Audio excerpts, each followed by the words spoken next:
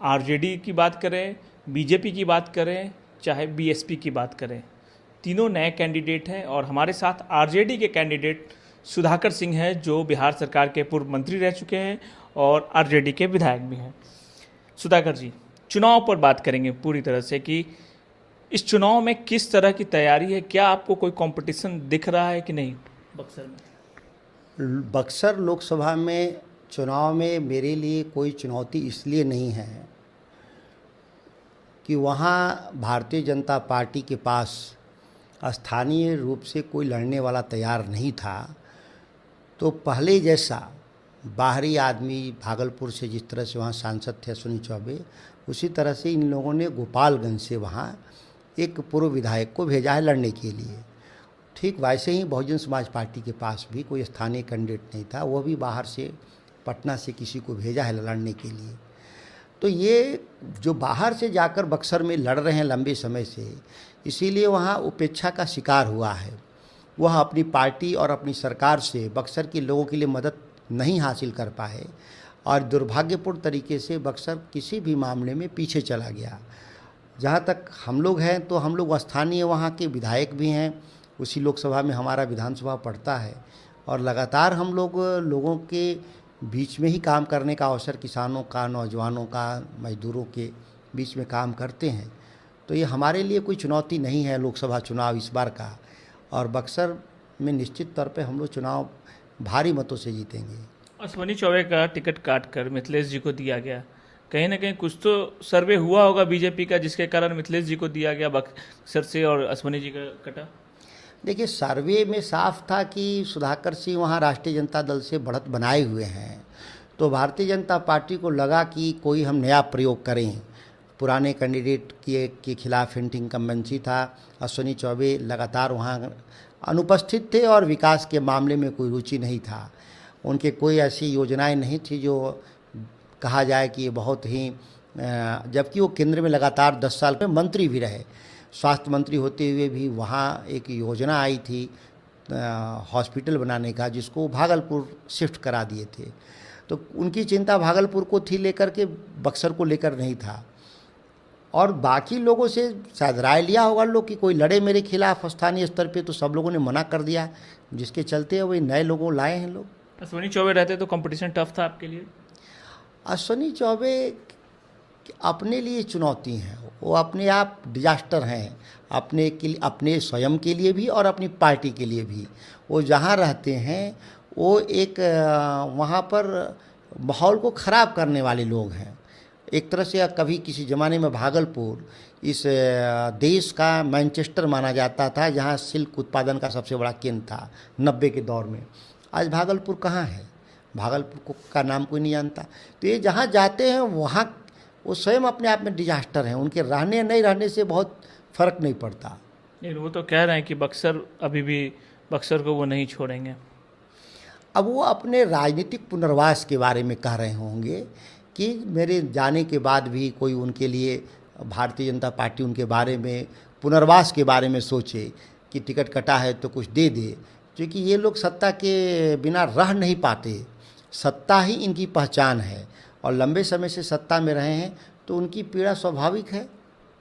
एक सवाल ये है, आरजेडी ने आपको मौका दिया बक्सर से, आप विधायक हैं, कहीं ये तो नहीं है कि आपने नीतीश कुमार पर लगातार हमला किया सरकार में रहते हुए, मंत्री पद छोड़ दिया, और अब जब नीतीश कुमार ने पलटी मारी तो आरजेडी को लगा कि नहीं, सुधाकर सिंह को दिया जाए, क्योंकि नीतीश कुमार को अकेले यही जो है वार कर रहे थे। देखिए, सच ये है कि हम उन्हीं सवालों को हम उठा रहे थे जो राष्ट्रीय जनता दल के द्वारा घोषित हमारी नीति थी, और उन नीतियों पर हम काम कर रहे थे, जिसको घोषणा पत्र, वचन पत्र बोलते हैं, या हमारे राष्ट्रीय कार्य समिति के द्वारा विभिन्न अवसरों पर हमारे जो रिजोल्यूशन हैं कि हमारे आर्थिक नीति क्या होगा, कृषि नीति क्या होगा, युवा नीति क्या होगा, उन सवालों पर हम नीतीश कुमार, चूँकि हम सरकार के हिस्सा थे, तो बिहार के नई पीढ़ी के लोगों को उम्मीद था कि बिहार में बदलाव आए। तेजस्वी जी जिस मुद्दे पर लगातार वो काम कर रहे थे, तो नीतीश कुमार से भी हम लोग की अपेक्षा थी कि आप जब सत्ता में हम बराबर के हकदार हैं, हम संख्या में ज़्यादा होते हुए भी हम लोग बराबर ही मानते, तो हमारे लिए आप उन चीज़ों को खड़ा करिएगा, जिन चीज़ों से राष्ट्रीय जनता दल सहमत था।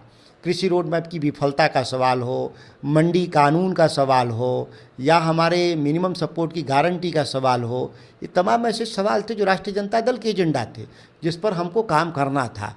और कृषि मंत्री के रूप में लालू प्रसाद जी ने जो जिम्मेदारी दिया उसको पूरा करने का हम प्रयास कर रहे थे।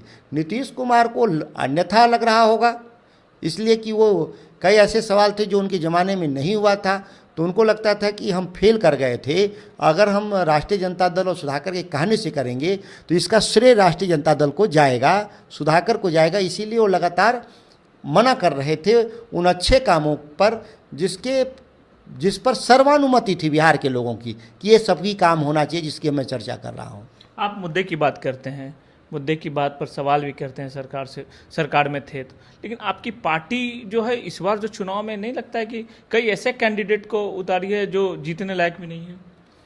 देखिए, अभी भी मैं बता रहा हूँ, राष्ट्रीय जनता दल गठबंधन के दौर में हमारे पास सबसे अनुभवी लोग चुनाव लड़ रहे हैं और नई पीढ़ी के लोग भी आएंगे। अब जिन सीटों पे हमारे पुराने नेतृत्व एज के हिसाब से जो एक शिथिलता है, उसकी जगह पे नए लोग आए हैं। नहीं, क्योंकि तीसरी बार मीसा भारती को मौका दिया गया। मीसा भारती बिहार में हम लोगों की पार्टी की तरफ से सबसे कम मतों से हारने वालों में से एक हैं। स्वाभाविक है कि कोई भी पार्टी जब आकलन करती है कि हमारी सबसे मजबूत सीटें कौन हैं, तो पाटलिपुत्र नंबर 1 सीट हमारे दिमाग में आता है, जहां हम सबसे कम मतों से हारे थे। दूसरे नंबर पे जहानाबाद थोड़े से मत से, लेकिन हार जाते हैं बार बार।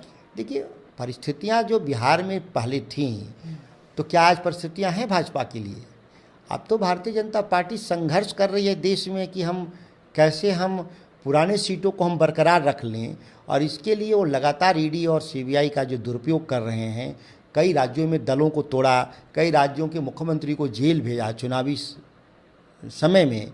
तो इससे जाहिर है कि भारतीय जनता पार्टी में भगदड़ है।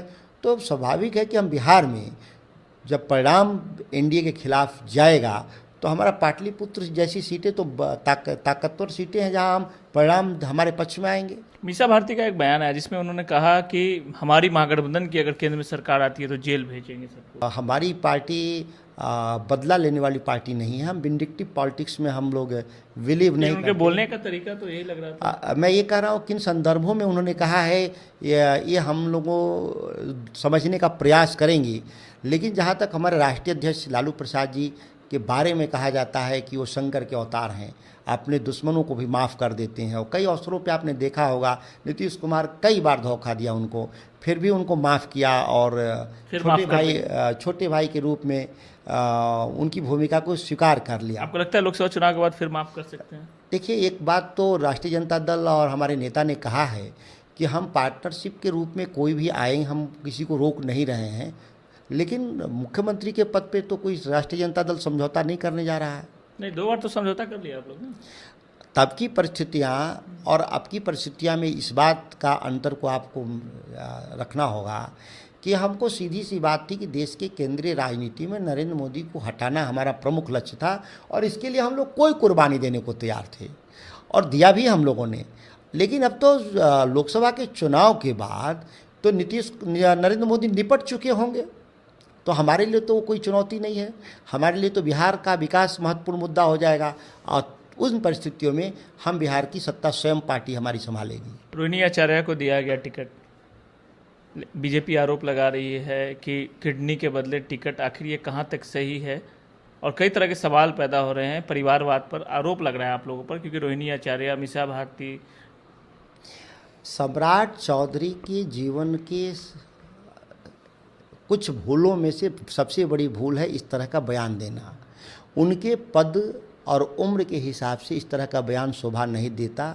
यह बयान बेहद ही हास्यास्पद है, जिस पर हम विस्तार से हम लोग बोलने से इसलिए बच रहे हैं कि बेहद ही निम्न स्तर का बयान था वो, जिसको हम लोग कह सकते हैं कि पंचायत स्तर के भी लोग इस तरह की बात नहीं करते हैं। तो उनके प्रवक्ता ये भी बोल रहे हैं किडनी दिया है कि नहीं, ये भी सवाल है। अब इससे यही जाहिर हो रहा है ना कि भारतीय जनता पार्टी तय तो कर ले कि किडनी के बदले में टिकट मिला है या किडनी ही नहीं दी गई। ये भारतीय जनता पार्टी पहले स्वयं तय कर ले। तो इस तरह के बयानों से तो ये लग रहा है कि भारतीय जनता पार्टी के पास कोई मुद्दा नहीं है आज के लेकिन दिन आपको में। नहीं लगता परिवार को बार बार मौका दिया जाता है, वर्कर को मौका दिया जाता है? निश्चित तौर पर राष्ट्रीय जनता दल और इंडिया गठबंधन सबसे ज़्यादा जो अवसर दिया है वो परिवार के बाहर के लोगों को दिया है। मैं एक लिस्ट आपको दिखा रहा हूँ, एनडीए का ये लिस्ट है।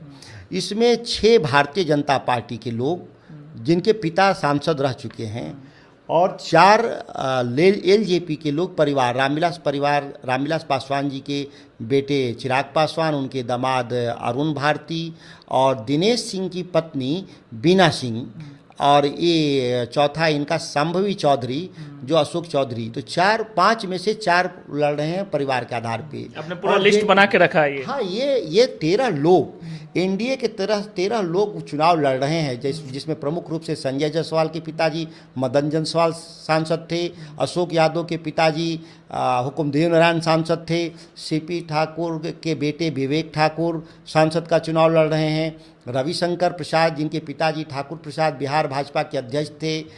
तो ये तमाम शिवेश राम जो हमारे सासाराम से एमपी का चुनाव लड़ रहे हैं, इनके पिता मुनीलाल राम सांसद थे वहाँ से। तो उस मुकाबले में इंडिया गठबंधन के तो थोड़े से 2-4 लोग ही केवल परिवार से आते हैं। इस तो एनडीए के लोग 13 लोग आते हैं जो परिवारवाद के विरोध में जिस पार्टी को चलाने का वो दंभ भरते हैं मोदी जी और अमित शाह, उन पार्टी के 40 में से 13 लोग के पिता सांसद थे जिनको चुनाव लड़ा रहे हैं। तो यह दोहरा मापदंड भारतीय जनता पार्टी को ही शोभा देता है राजनीति में, और यह दोहरी मानसिकता में जीने वाले लोग हैं। ये मैं कई बार कहा, कई अवसरों पे कहा। आखिरी सवाल, क्या होगा बक्सर में? बक्सर भारतीय जनता पार्टी के लिए वाटरलू साबित होगा। भारतीय जनता पार्टी और नीतीश कुमार का वहीं से पतन शुरू हो जाएगा बिहार की राजनीति में बक्सर के जरिए। एक बक्सर के लोग सीधे मैसेज देंगे कि नीतीश कुमार जी आप गलत थे जो आपने सुधाकर जी से लड़ा, और वहीं से उनका राजनीति के बियाबान में चले जाएंगे जहां नीतीश कुमार वापस मुख्य राजनीति में नहीं आ पाएंगे। और भारतीय जनता पार्टी सहयोगी के रूप में है, इसीलिए भारतीय जनता पार्टी को भी जनता दंड देगी कि ऐसे मानसिक रूप से विक्षिप्त जो कानून की भी दृष्टि से मुख्यमंत्री पद पर नहीं होना चाहिए, उसको कंधे पर इसलिए लोड हो रहा है भारतीय जनता पार्टी कि उसको दिल्ली की सत्ता से प्रेम है, उसको बिहार के 13 करोड़ लोगों से कोई लेना देना नहीं। भले से केवल बिहार से उसको झाल बजाने वाले सांसद चाहिए जो देश में अडानी और अंबानी के व्यापार को बढ़ा सके और बिहार के लोग गरीब से गरीब होते जाएं। इसकी उनकी लड़ाई भारतीय जनता पार्टी की है। धन्यवाद। तो अपने पुराने अंदाज में नीतीश कुमार पर हमला कर रहे थे सुधाकर सिंह, और साफ तौर पे कह रहे थे कि बक्सर में एक नया अध्याय लिखा जाएगा, और देखने वाली बात होगी क्या इस चुनाव में जो है इनका कहना सही साबित होता है या नहीं। सुजीत कुमार, बिहार तक, पटना।